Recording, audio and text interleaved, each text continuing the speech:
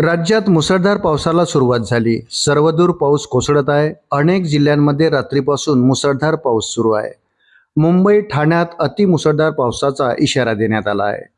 मुंबई, ठाणे आणि रायगडला भारतीय हवामान विभागाने पावसाचा ऑरेंज अलर्ट जारी केला आहे.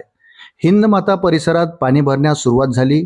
हवामान विभागाकडून सतर्क राहण्याचे आवाहन नागरिकांना केले जात आहे. शक्यतो अतिमहत्त्वाचे काम असल्याशिवाय घराबाहेर पडणे टाळाच. पावसाचे धुमशान बघायला मिळतंय. कालपासून मुंबईसह उपनगरांमध्ये मुसळधार पाऊस कोसळत आहे. अनेक रस्ते जलमय झालेत. पुढील काही वेळात पावसाचा जोर वाढण्याची शक्यता आहे. पालघर, पुणे आणि घाटमाथ्यावर तर आज रेड अलर्ट जारी करण्यात आला आहे. पुढील 8 तासात पावसाचा जोर अधिक वाढण्याची शक्यता आहे. याच पार्श्वभूमीवर प्रशासन अलर्ट मोडवर आहे.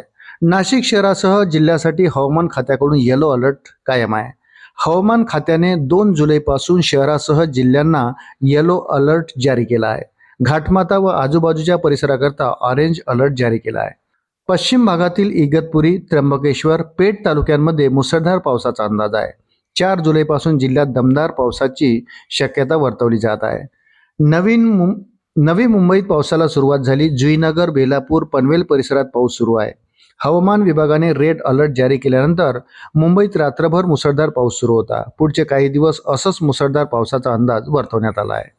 मुंबईत अनेक ठिकाणी सखल भागात पाणी साचल्याच्या घटना घडल्या आहेत. नागरिकांनी गरज असेल तरच घराबाहेर पडा असे आवाहन मुंबई महानगरपालिकेने केले आहे. पावसामुळे धावत्या मुंबईचा मंदावलेला वेग कधी पूर्ववत होईल हे पाहणे महत्त्वाचे ठरणार आहे. यामध्येच रायगड आणि पालघर जिल्ह्यात शाळांना सुट्टी जाहीर करण्यात आली. दोन्ही जिल्ह्यांमध्ये मुसळधार पाऊस सुरू आहे. पावसाच्या पार्श्वभूमीवर जिल्हाधिकाऱ्यांनी शाळांना सुट्टी जाहीर केली. रायगडमधील 7 तालुक्यातील शाळांना ही सुट्टी जाहीर करण्यात आली. रात्रीपासून अनेक जिल्ह्यात पाऊस सुरू आहे. कल्याण डोंबिवलीत पावसाची संततधार कायम. मध्यरात्रीनंतर दिलासा. तरीही रिमझिम सुरूच. गेल्या 2 दिवसापासून सुरू असलेल्या पावसाने कल्याण डोंबिवलीत जनजीवन विस्कळीत केले आहे. काल झालेल्या मुसळधार पावसामुळे अनेक सखल भाग आणि रस्त्यावर पाणी साचले होते. मध्यरात्रीनंतर पावसाचा जोर काहीसा ओसरल्याने साचलेल्या पाण्याचा निचरा झाला. मात्र आजही शहरात ढगाळ वातावरण असून रिमझिम पाऊस सुरूच आहे.